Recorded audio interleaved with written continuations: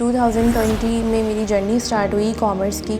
I was started as a EVS student. मैं हमेशा अपनी फैमिली से ये डिस्कस करती रहती थी कि मुझे कुछ ऐसा करना है लाइफ में कि जिससे मेरी अपनी कोई एक पहचान हो। 2.5 महीने का जो कोर्स किया है उसके बाद आपने मज़ीद 3-4 महीने अपनी स्किल्स को फर्दर पॉलिश करने के लिए आपने अपने आप को खुद को देना है। जब आपका पहला मेन फोकस लर्निंग पे होता है तो अर्निंग आपकी खुद ही जो है वो स्टार्ट हो जाती है एक टाइम के बाद। मुश्किल हर चीज़ होती है लेकिन नामुमकिन कुछ नहीं होता। आप जो है मेहनत करके चीज़ों को सीख के आप इजीली जो है वो कोई भी काम कर सकते हैं। बच्चे जो हैं वो सीख लेते हैं चीज़ें, काम बहुत अच्छा आता है, बट उनको ये नहीं पता होता कि how I present my work, client को जो है वो फाइनल कॉन्ट्रैक्ट तक लेकर कैसे आना है। तो उसका जो रीज़न होता है वो ये होता है कि उनकी कम्युनिकेशन स्किल्स जो हैं वो स्ट्रॉन्ग नहीं होती।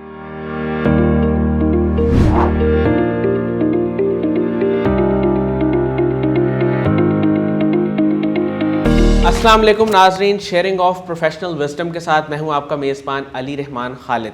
नाजरीन, जैसा कि आप जानते हैं कि हम हमेशा एनेबलर्स की सक्सेस स्टोरीज़ आपके साथ शेयर करते हैं। वो इस वजह से करते हैं क्योंकि आप भी कहीं ना कहीं अपने स्किल्स को डेवलप करने की कोशिश करें, क्योंकि आने वाला वक्त स्किल्स डेवलपमेंट का है और स्किल्स ने ही आपका साथ देना है। एजुकेशन बहुत इंपॉर्टेंट है, लेकिन अगर आपके पास स्किल्स नहीं है तो आप किसी भी ऑर्गेनाइजेशन में, किसी भी इदारे में, किसी भी बिज़नेस में लॉन्ग टर्म सस्टेन नहीं कर सकते। तो आपको सस्टेनेबिलिटी मॉडल तक पहुंचने के लिए और अपने आप को सस्टेनेबल बनाने के लिए स्किल सेट की बहुत ज़्यादा ज़रूरत है। इसीलिए हम एनेबलर्स के लोगों को दावत देते हैं कि वो आएँ और ई-कॉमर्स के बारे में बताएं और हमें ये बताएं कि वो कौन से स्किल्स हैं जो बहुत इंपॉर्टेंट है, जो हर इंसान की ज़िंदगी में ऐड होने चाहिए, ताकि वो सीखते हुए अपने स्किल्स को इम्प्रूव करते हुए आगे बढ़ सके और आजकल के दौर में जहां महंगाई भी है, परेशानियां भी हैं, वो अर्निंग कर सके। इसी के साथ ही आज जो मेहमान हमारे साथ मौजूद हैं, असरा शहाब साहिबा, ये कंसल्टेंट हैं, ट्रेनर हैं एनेबलर्स की। हम इनसे जानेंगे कि इनकी क्या जर्नी थी, ये ई-कॉमर्स में कैसे आई। अस्सलाम वालेकुम मैम, कैसी हैं आप? ठीक है, वालेकुम अस्सलाम। Thank you so much Ali for having me here. Ma'am मुझे ये बताइएगा कि आपने ई-कॉमर्स का सफ़र कब और कैसे शुरू किया, और आपने आपकी चूँकि एक बेसलाइन वो थी ड्रेस डिज़ाइनिंग वाली, ड्रेस डिज़ाइनिंग से आप ई-कॉमर्स में आई, तो आपको क्या ऐसा कोई अट्रैक्शन नज़र आई कि आप ई-कॉमर्स में आ गई? सबसे पहले तो मैं जो है थैंक यू सो मच आपको कहूँगी, आपने मुझे यहाँ पे बुलाया। और मैं अपने मेरी जो जर्नी स्टार्ट हुई बेसिकली 2020 में मेरी जर्नी स्टार्ट हुई कॉमर्स की, और मुझे इसके बारे में बताया मेरे भाई ने, क्योंकि मैं हमेशा अपनी फैमिली से ये डिस्कस करती रहती थी कि मुझे कुछ ऐसा करना है लाइफ में कि जिससे मेरी अपनी कोई एक पहचान हो। तो उनको जब ई-कॉमर्स के बारे में पता चला, वो ख़ुद भी बेसिकली ई-कॉमर्स एक्सपर्ट है, उसने मुझे जो है वो बताया कि आप जो है वो इसको एक्सप्लोर करें। फिर मुझे इनेबलर्स के बारे में पता चला। मैंने सर साकिब अज़हर का जो इंटरव्यू था सर कासिम अली शाह के साथ, मैंने वो देखा और वो चीज़ मुझे वहाँ से बहुत ज़्यादा जो है वो इंस्पिरेशन मिली। फिर मैंने डिफरेंट फ़ीमेल्स के, हाउसवाइफ्स के जो है मैंने इंटरव्यूज़ देखना स्टार्ट किए। वो टाइम टू टाइम सब चीज़ें मेरे सामने आना शुरू हो गई। ड्रेस डिज़ाइनिंग का मेरा बिज़नेस अल्हम्दुलिल्लाह बहुत अच्छा है। मैं अभी भी स्टिल उस चीज़ को मैं परस्यू कर रही हूँ, बट उसके साथ साथ मुझे एक अपनी पहचान बनानी, इंडिपेंडेंट होना था मुझे। तो मुझे जो है ई-कॉमर्स की फ़ील्ड बहुत ज़्यादा अच्छी लगी। मैम मुझे ये बताइएगा कि आप चूँकि ड्रेस डिज़ाइनिंग से वाबस्ता थी, तो आपने इसी कॉन्सेप्ट को तो इम्प्लीमेंट नहीं किया ई-कॉमर्स में, यानी आप ड्रेसेस का काम भी तो कर सकती हैं ऑनलाइन सेल करके ई-कॉमर्स में आके, तो इस आइडिया पे काम कर रही हैं?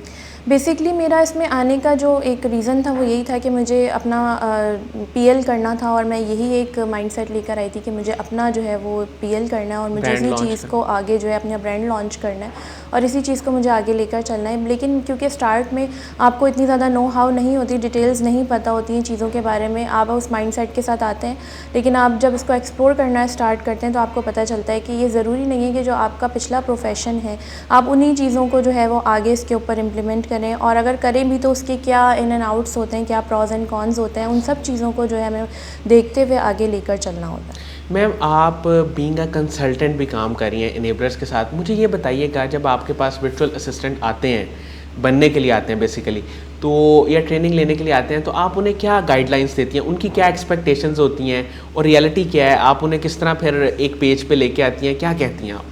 देखिए, अगर हम रियलिटी की बात करें तो सबसे पहले मैं यही जितने भी वर्चुअल असिस्टेंट्स न्यूबीज़ मुझे देख रहे हैं इस वक्त, मैं उनको ये मैसेज देना चाहूँगी कि क्योंकि डेली बेसिस पे कंसल्टेशन के लिए आ रहे होते हैं और उनका बस माइंडसेट जो मोस्टली जो मैं लोगों से मिल रही होती हूँ, बच्चों से ख़ास तौर पे जो हमारी यंग जनरेशन है, उनका ये माइंडसेट होता है कि मैंने आज अपना कोर्स स्टार्ट किया है, 2 महीने 3 महीने के बाद मेरा कोर्स एंड होगा और उसके नेक्स्ट डे से जो है वो मैं डॉलर्स में अर्निंग स्टार्ट कर दूँ। तो यहाँ पे जो है वो सबसे जो एक चीज़ हो जाती है गलत, वो ये हो जाती है, ये रियलिटी नहीं है। आपको एक बहुत स्ट्रगलिंग फेज से गुजरना है। 3 महीने का आपने 2.5 महीने का जो कोर्स किया है, उसके बाद आपने मज़ीद 3-4 महीने अपनी स्किल्स को फर्दर पॉलिश करने के लिए आपने अपने आप को ख़ुद को देना है। आपने अब ये चीज़ एक्सप्लोर करनी है कि एक वर्चुअल असिस्टेंट बहुत सारे टास्क जो है वो कर रहा होता है, पूरा अकाउंट मैनेज कर रहा होता है। वो सिर्फ एक कोई टास्क लेकर नहीं चल रहा होता। अब आपने अपने अंदर ये चीज़ एक्सप्लोर करनी है कि इसमें से कौन सी एक ऐसी स्किल्स है जो मैं बहुत अच्छी तरह से कर सकता हूँ या कर सकती हूँ, मैं उसमें एक्सपर्ट हूँ। उस चीज़ को आपने आगे जो है वो उसके ऊपर आपने काम करना है। जो इस चीज़ के ऊपर कंसिस्टेंसी से काम करता है वो जो है सक्सेसफुल जल्दी हो जाता है। मैम, जब आपने एनरोल किया था एज अ वर्चुअल असिस्टेंट, उसके कोर्स में आपने एनरोल किया था, तब आपका भी दिल करता था कि जल्दी से मैं सीख लूँ और महीने का जो है वो लाख रुपये आना शुरू हो जाए? मेरा जो था माइंडसेट वो शुरू से ये था। जब मैंने एनरोलमेंट किया था तो मैं थोड़ा सा अपनी जर्नी आपके साथ शेयर करूँगी कि मैंने स्टार्ट कैसे किया। I was started as a EVS student और भी डिफरेंट यूट्यूब की और एक्सप्लोर करके मैंने वीडियोस देखी, और जब मुझे चीज़ें वहाँ से समझ में आने लगी तो then I have decided to enrol in a paid course, क्योंकि मुझे एक मेंटोरशिप की ज़रूरत थी। तो मैंने वहाँ से अपना स्टार्ट किया, बट मेरा माइंडसेट ये था कि मुझे अर्निंग के ऊपर मेरा फोकस नहीं था। मेरा ये था कि मैं जब भी ई-कॉमर्स की फील्ड में के लोगों के साथ बैठूं तो मैं जो है उस टॉपिक पे बात कर सकूं, मैं अपने आप को जो है वो डम फील ना करूं कि मुझे कुछ आता नहीं है, ये क्या बातें हो रही हैं, हंटिंग क्या होती है, सोर्सिंग क्या होती है, मुझे इन चीज़ों के बारे में पता हो। तो इस वजह से मैंने इस फील्ड को एक्सप्लोर किया, इसमें मैंने जो है एनरोलमेंट करवाई और इस चीज़ को लर्न करना स्टार्ट किया। जब आपका पहला मेन फोकस लर्निंग पे होता है तो अर्निंग आपकी ख़ुद ही जो है वो स्टार्ट हो जाती है एक टाइम के बाद। मैम, मुझे ये बताइएगा कि मुश्किल काम सबसे ज़्यादा आपको क्या लगा? जब आप ई-कॉमर्स की फील्ड में माशाल्लाह आपको 2 साल हो गए हैं, तो सबसे मुश्किल काम आपको क्या लगा? और आपके पास अब स्टूडेंट्स भी आते हैं, वो कहाँ पे स्टक होते हैं ज़्यादातर? Starting is very difficult for everyone. तो मुश्किल हर चीज़ होती है, लेकिन नामुमकिन कुछ नहीं होता। आप जो है मेहनत करके चीज़ों को सीख के आप इजीली जो है वो कोई भी काम कर सकते हैं। तो मोस्टली जो है वर्चुअल असिस्टेंट्स को जो है या इस फील्ड में आने वाले वर्चुअल असिस्टेंट बनने वाले लोगों को प्रोडक्ट हंटिंग जो है वो बहुत ज़्यादा मुश्किल लगती है। मुझे भी स्टार्टिंग में सबसे ज़्यादा जो टाइम लगता था वो हंटिंग में लगता था, बट जब मुझे वो चीज़ आ गई, क्योंकि मैंने कंसिस्टेंसी के साथ अपने दिन के जो है वो तकरीबन 12 से 18 घंटे प्रोडक्ट हंटिंग को दिए हैं। पूरी रात मैं जो है मेरे पास, क्योंकि रात का सबसे अच्छा टाइम होता था, तो मैं रात में बैठ के हंटिंग करती रहती थी। मुझे फजर हो जाती थी और मैं हंटिंग, जब तक मुझसे प्रोडक्ट हंट नहीं होती थी मैं जो है वो नहीं सोती थी। तो प्रोडक्ट हंटिंग मुझे भी स्टार्ट में मुश्किल लगी, लेकिन जब वो मुझे आ गई तो वो मेरे लिए सबसे मेरा फेवरेट जो है वो एक टास्क हो गया इस फील्ड में। और स्टिल अभी भी अगर मुझे कुछ फ्रस्ट्रेशन हो रही होती है तो मैं हंटिंग कर रही होती हूँ बैठ के, और मुझे प्रोडक्ट्स मिल रही होती हैं। सही। मैम, मुझे ये बताइएगा कि वो कौन से स्किल्स हैं जो अगर कोई भी न्यूबी या वर्चुअल असिस्टेंट का कोर्स जो लेने वाला है वो अपने उन स्किल्स को डेवलप कर ले, वो 2, 3, 4 स्किल्स हो सकते हैं, तो उसके लिए आगे बड़ी आसानी हो जाएगी अर्निंग के पॉइंट ऑफ व्यू से भी, लर्निंग के पॉइंट ऑफ व्यू से भी। तो स्किल्स कौन से हैं? अली, सबसे ज़्यादा जो मैं बात इस यहाँ पे करूँगी वो कम्युनिकेशन स्किल्स पे मैं बात करूँगी। बच्चे जो हैं वो सीख लेते हैं चीज़ें, काम बहुत अच्छा आता है, बट उनको ये नहीं पता होता कि how I present my work, how to lock any client. तो वहाँ पे आके जो है वो लैग कर रहे होते हैं, और वो हमारे पास आके फिर यही कह रहे होते हैं कि हमने कोर्स कर लिया, हमने सारी चीज़ें कर ली, कॉन्फिडेंट हैं कि बहुत सब कुछ अच्छी तरह से आता है, बट अब ये नहीं पता कि क्लाइंट के साथ डील कैसे क्लोज़ करनी है, क्लाइंट को जो है वो फाइनल कॉन्ट्रैक्ट तक लेकर कैसे आना है। तो उसका जो रीज़न होता है वो ये होता है कि उनकी कम्युनिकेशन स्किल्स जो हैं वो स्ट्रॉन्ग नहीं होती। उन्हें नहीं पता कि उन्हें अपनी बात को कैसे डिलीवर करना है, क्योंकि डेफिनेटली कोई भी इन्वेस्टर जो है वो अपनी लाखों की अर्निंग आपके हाथ में दे रहा है, एक वर्चुअल असिस्टेंट को दे रहा है, तो वो डेफिनेटली आपसे बहुत सारी चीज़ें पूछेगा, और जब तक वो ट्रस्ट लेवल बिल्ड नहीं होगा वो आपसे काम स्टार्ट नहीं करवाएगा।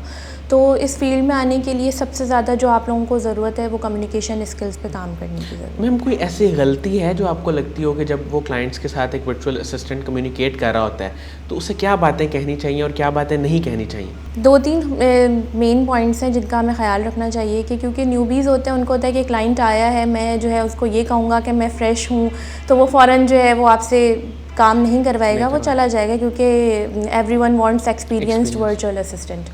तो आपने बिल्कुल जो है उनको वही कम्युनिकेशन स्किल की जो बात है कि आपने बिल्कुल ये नहीं कहना कि आई एम अ न्यूबी और मैंने जस्ट आपके साथ ही स्टार्ट करना है। आपने अपनी जो आपने सीखा है, आपने अपनी नॉलेज के उनसे इस तरह से बात करनी है, उसके अपना हवाले से बात। बिल्कुल जो भी वो आपके साथ अपना बिज़नेस डिस्कस कर रहे हैं, आपने उस बिज़नेस मॉडल के हवाले से उनसे बात करनी है। अगर वो होलसेल की बात कर रहे हैं तो आपने उनको होलसेल के बारे में डिटेल में बताना है। अगर वो आपसे पीएल की बात कर रहे हैं तो आपने उनको पीएल के बारे में डिटेल में उसके जो प्रॉज एंड कॉन्स हैं आपने बताने हैं। ये नहीं कि वो आपसे पीएल की बात कर रहे हैं तो आप उनको ड्रॉप शिपिंग या आप उनको होलसेल के बारे में बताना शुरू कर दें, क्योंकि आपको ऐसा लगता है कि आप वो चीज़ शायद कर लें। तो यहाँ पे थोड़ी सी जो है वो मतलब जो क्लाइंट की एक्चुअल डिमांड है उसके हिसाब से उसे गाइडलाइंस दे दें प्रॉपर। एग्जैक्टली। ठीक हो गया। मैम मुझे ये बताइएगा कि इनेबलर्स का एनवायरनमेंट ओवरऑल आपको कैसा लगा, कैसा आपको फील हुआ? और इन्होंने अभी फीमेल विंग भी बनाई हुई है, उसमें ये डिफरेंट कोर्सेज़ हैं, फेसबुक एडवर्टाइजमेंट का, कंटेंट राइटिंग का। इसको आप क्या देखती हैं, ये माशरे में ख़वातीन को उनकी जो है उनके स्किल्स को पॉलिश करने में किस तरह हेल्प कर रहा है? फ़ीमेल विंग्स बेसिकली इनेबलर्स का एक बहुत ज़बरदस्त प्रोजेक्ट है और फ़ीमेल्स के लिए हमारी, क्योंकि मेरे पास बहुत डेली बेसिस पे इंटीरियर से सिंध से पंजाब से भी कॉल्स आ रही होती हैं फ़ीमेल्स की। और डेफ़िनेटली हर बंदा पूरी A to Z services provide नहीं कर सकता, या हर किसी के अंदर इतनी एबिलिटी नहीं होती कि वो प्रोडक्ट हंटिंग भी करे, सोर्सिंग भी करे, लिस्टिंग भी करे और PPC भी जो है वो रन करे। क्योंकि हर किसी के अंदर एक या किसी का अपना एक इंटरेस्ट लेवल होता है कि वो एक स्किल को लर्न करके और उसको उसमें एक्सपर्ट हो जाए और उसकी सर्विसेज प्रोवाइड करे। तो उस हवाले से हमारा जो फीमेल विंग का प्रोग्राम है और उसके शॉर्ट कोर्सेज़ हैं वो बहुत ज़बरदस्त हैं और बहुत सारी फ़ीमेल्स जो हैं वो अब इससे बेनिफिट्स भी ले रही हैं। इनेबलर्स का एनवायरनमेंट आपको कैसा लगा? इनेबलर्स के एनवायरनमेंट की अगर मैं बात करूं तो बीइंग अ फीमेल, हर किसी को ये एक, क्योंकि एक मेल डोमिनेटिंग सोसाइटी में हम जो है वो रह रहे हैं और हमारे लिए सबसे एक जो फ़िक्र वाली बात होती है कि घर से बाहर निकलकर किसी ऑफ़िस में जाकर काम करना इतने सारे लोगों के बीच में, तो टेंशन जो है वो घर वालों को वहाँ से हो जाती है। लेकिन अल्हम्दुलिल्लाह कि I am proud to be a part of enabler, और इनेबलर्स का बहुत एक फैमिली और फ्रेंडली और बहुत रिस्पेक्टिव जो इन्वायरमेंट है, बहुत मुझे जो है कंफर्टेबल होता है उसमें। मैम आपकी इस वक्त करंटली मंथली अर्निंग कितनी है? एग्जैक्ट तो जाहिर सी बात है इस फील्ड में आप नहीं उसको कर सकते हैं, लेकिन एवरेज 1.5। सही। मैम आने वाले वक्त में आपका क्या प्लान है? जैसे आपका ड्रेस और डिज़ाइनिंग का काम है, तो उसको आप प्राइवेट लेवल में आगे लेके आना चाहती हैं? मैंने उसको शॉपिफाई के ऊपर भी पीएल अपना स्टार्ट कर दिया है। अच्छा, और मेरा जो फ्यूचर प्लान है वो यही है कि इसको पहले मैं अपना जो है वो लोकली स्टार्ट करके ब्रांड अपना बिल्ड करने के बाद में उसको फिर इंटरनेशनल लेवल पे मैं लेके जाऊँगी। मैम जो टेक्निकल चीज़ें होती हैं ई कॉमर्स की, जैसे आपने बताया कि आपको बहुत ज़्यादा टाइम लगा, 8-8 घंटे, आपने तो बल्कि ज़्यादा बताए हैं, 13-14 घंटे आपको बैठ के उसको सीखना पड़ता था। तो जो नए लोग आना चाहते हैं वो किस तरह अपने माइंड को पहले से प्रिपेयर करें कि हमें भी इतना टाइम लगेगा और इतने टाइम में हम चीज़ों को सीखेंगे, तो उनको आप क्या एडवाइस करेंगे? देखिए जो एक वर्चुअल असिस्टेंट होता है उसको अपनी मनी तो इन्वेस्ट करनी नहीं है, उसको जो बेसिकली इन्वेस्ट करना है वो टाइम ही होता है। तो वो माइंड में ये चीज़ अपने सेट कर लें कि वो अगर इस फील्ड में आ रहे हैं एज अ वर्चुअल असिस्टेंट तो उन्हें जो है वो टाइम देना है। और सबसे ज़्यादा जो टाइम टेकिंग टास्क होता है वो प्रोडक्ट हंटिंग का ही होता है। और मोस्टली जो स्टूडेंट्स होते हैं वो स्टार्ट में गिव अप कर देते हैं प्रोडक्ट हंटिंग के ही स्टेज पे, और जो कंसिस्टेंसी के साथ इसको जो है वो कर लेता है वो आगे बढ़ जाता है। और बहुत सारे जो स्टूडेंट्स हैं वो जो देख रहे हैं, मैं उनको ये भी एक बात मैसेज देना चाहूँगी इस प्रोग्राम के तवज्जो से कि प्रैक्टिस करने के लिए आपके पास क्लाइंट का होना ज़रूरी नहीं है। एक जो मिसकंसेप्शन है कि मेरे पास क्लाइंट नहीं होगा तो मैं प्रैक्टिस नहीं कर सकता, आप प्रैक्टिस कर सकते हैं। अगर आपने प्रोडक्ट हंटिंग सीख ली है तो आप प्रोडक्ट हंट करके आप उसकी सोर्सिंग, उसकी लिस्टिंग के ऊपर आप काम करके प्रैक्टिस कर सकते हैं, ताकि जब आपके पास कोई क्लाइंट आए तो आप उसके पास एक पूरी प्रॉपर एक नॉलेज, एक इन्फॉर्मेशन चीज़ों को लेकर हो और आप उसको गाइड कर सकें। मैम साकिब अज़हर साहब का एक विज़न है, वो लोगों को इनेबल करना चाहते हैं और वो हमेशा इसी कोशिश में रहते हैं कि पाकिस्तान की डेवलपमेंट पे काम किया जाए, लोगों को स्किल सेट सिखाए जाएँ, बेरोज़गारी को ख़त्म किया जाए। आप उनके विज़न को, उनकी सोच को कैसे देखती हैं? सबसे पहले तो मैं सर साकिब अज़हर का बहुत ज़्यादा थैंक्स करना चाहूँगी कि उन्होंने इनेबलर्स की शक्ल में हमें एक ऐसा प्लेटफॉर्म प्रोवाइड किया कि जहाँ से इजीली हमारी यूथ, हमारी फ़ीमेल्स घर बैठे जो है वो ऑनलाइन अर्निंग कर रही हैं। और जो हमारे गवर्नमेंट लेवल्स पे जो लोग आते हैं और वो ये बातें करते हैं कि करोड़ों में और लाखों में नौकरियाँ देंगे, तो बेसिकली सर साकिब अज़हर जो है वो इस विज़न को आगे लेकर चल रहे हैं और उन्होंने जो है वो इस चीज़ को प्रूव करके दिखाया है कि हमारी इकनॉमी और हमारी डेवलपमेंट में वो बहुत ज़्यादा जो है वो काम कर। मैम मुझे ये बताइएगा कि being a female it is very difficult कि आप घर को भी देखें और बाहर भी अपना काम करें। इसमें बाहर तो नहीं है, लेकिन चूँकि आपको टाइम देना पड़ता है तो वो टाइम को डिवाइड करना फैमिली में और अपने काम में, ये बड़ा मुश्किल एक काम होता है। आपने इसको कैसे मैनेज किया और आपके घर वालों ने इसमें आपका कितना साथ दिया, कितना सपोर्ट किया? अली देखें, अगर एक फ़ीमेल या एक हाउस वाइफ अगर सक्सेसफुल होती है ना, तो उसके पीछे सबसे ज़्यादा जो सपोर्ट होती है वो उसकी फ़ैमिली की होती है। एक मर्द की कामयाबी के पीछे एक औरत का हाथ होता है, लेकिन अगर एक औरत कामयाब हो रही है तो उसके पीछे सिर्फ़ एक मर्द नहीं बल्कि उसकी पूरी फैमिली होती है। तो मैं जो है अपनी मदर का बहुत ज़्यादा थैंक्स करना चाहूँगी। उनकी सपोर्ट के बगैर मैं यहाँ तक नहीं पहुँच सकती थी। और उसके बाद मेरे हस्बैंड, मेरे जो लाइफ में बहुत सारी ऐसे विशेज़ थी जो कि प्रोफेशनली मैं नहीं कर पा रही थी किसी भी वजह से, उन्होंने जो है वो मेरी हर उस विश को पूरा किया है। मैं अपनी अम्मी का जो है वो बहुत ज़्यादा थैंक्स करना चाहूँगी कि उनकी सपोर्ट के बगैर मैं आज यहाँ पर नहीं पहुँच सकती थी। और स्पेशली अपने हस्बैंड का कि उन्होंने थ्रू आउट मुझे बहुत ज़्यादा सपोर्ट किया। थैंक यू सो मच असरा शहाब साहिबा, आपकी तशरीफ़ आवरी का। नाज़रीन, मुझे उम्मीद है कि जो लोग भी ई कॉमर्स के बारे में जानना चाहते हैं और ख़ास तौर पे जो सबसे इम्पॉर्टेंट इनकी लाइन थी कि सबसे मुश्किल काम प्रोडक्ट हंटिंग है, लेकिन अगर इसको आप सीख लें, आप इस पर थोड़ा मेहनत कर लें, थोड़ा टाइम दे दें, तो फिर इसी स्किल के ज़रिए आपको आगे अर्निंग भी हो सकती है और आपके लिए ई कॉमर्स की सारी जर्नी आसान भी हो जाती है। इसके साथ ही इजाज़त दीजिए, अपना बहुत ही ख्याल रखिएगा। अल्लाह हाफ़िज़।